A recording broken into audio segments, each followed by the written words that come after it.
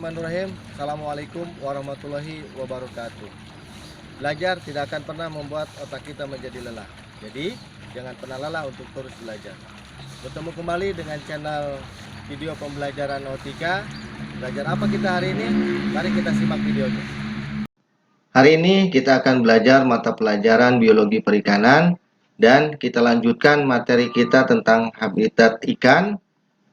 Nah, yang sekarang kita akan pelajari adalah tentang ikan-ikan pelagis. Ya. Ikan pelagis merupakan kelompok ikan yang berada di lapisan permukaan air. Memiliki ciri utama yaitu beraktivitas secara bergerombol dan melakukan migrasi. Jadi, tidak diam di suatu tempat, tapi dia terus bermigrasi, dia terus berbuaya. Di Indonesia, sumber daya ikan pelagis kecil diduga merupakan salah satu sumber daya perikanan yang paling melimpah dan paling banyak ditangkap untuk dijadikan konsumsi masyarakat Indonesia. Dari berbagai kalangan, bila dibandingkan dengan tuna yang sebagian besar produk unggulan ekspor dan hanya sebagian kelompok yang dapat menikmatinya. Jadi, kebanyakan Indonesia itu hanya memakan ikan-ikan pelagis kecil saja, tetapi kelompok ikan pelagis besar yang sepertinya contohnya adalah ikan tuna, itu kebanyakan malah lebih banyak diekspor.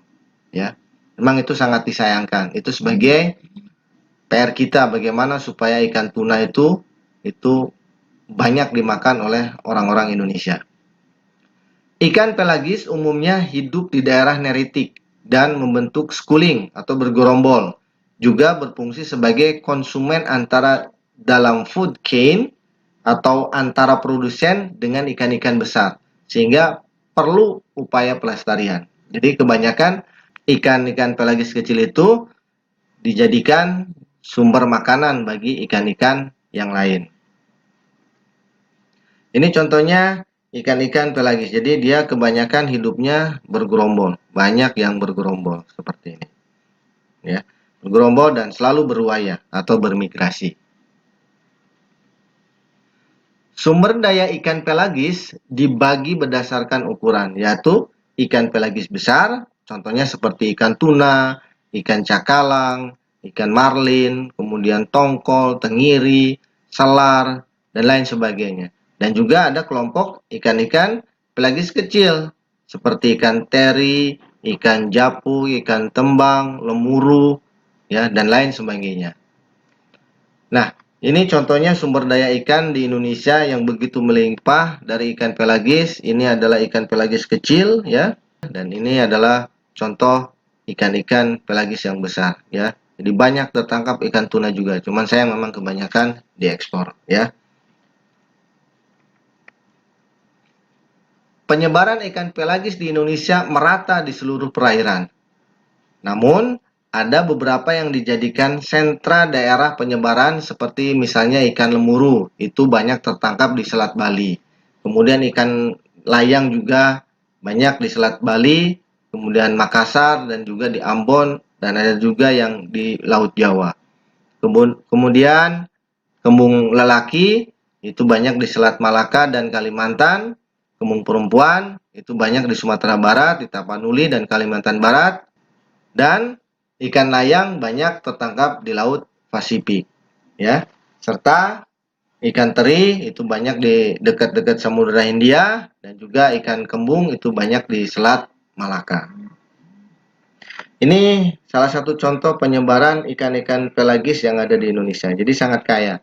Ini sangat penuh ini mulai dari Sumatera, ini yang dekat dengan Samudra Hindia, ini penyebaran kebanyakan khusus ikan tuna itu banyak di sini. Dan yang paling melimpah memang kita banyak sekitar timur, yaitu di Sulawesi, ini dari Pasifik ke Hindia. Kita banyak di situ. Jadi khusus untuk Maluku itu seluruhnya full itu jalur migrasinya ikan tuna di situ. Ya, ini sangat banyak di sini.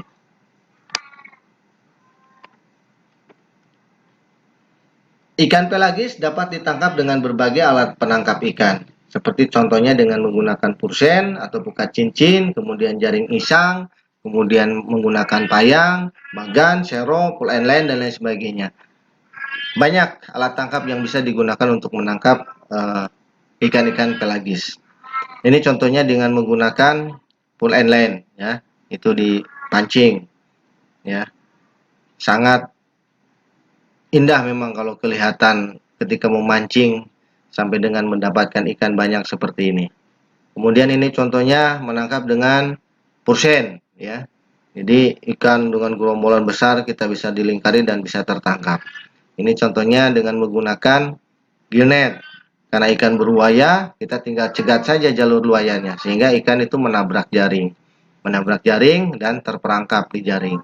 Nah, itu gill net, ya. Kemudian ini dengan ini contohnya adalah dengan bagan, ya. Jadi kebanyakan ikan-ikan pelagis itu fototaksis, jadi suka terhadap cahaya. Kita tinggal kumpulkan ikan dengan menggunakan cahaya, ikannya berkumpul, kemudian kita dengan mudah menangkapnya.